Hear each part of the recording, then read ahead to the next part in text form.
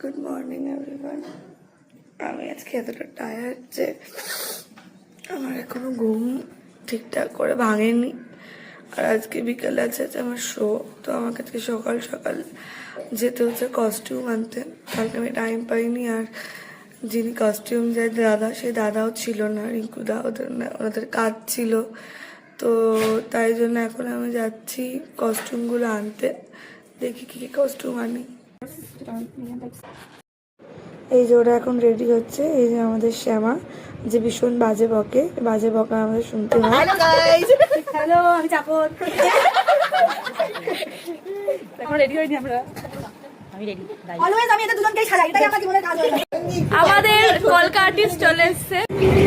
আমরা দুজনে এখন লাস্ট মেকআপ, বাকিরা মোটামুটি সবাই চলে গেছে। আমাদের একটু টাইম লেগে যায়, তাই আমরা যাচ্ছি।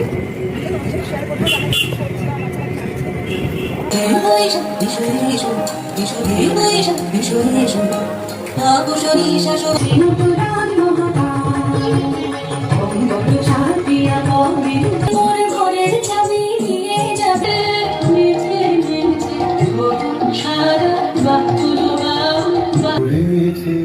যাবো যাবো রাত পড়েছে রাজবাড়িতে দেব বেছে ইন্দ্রমণির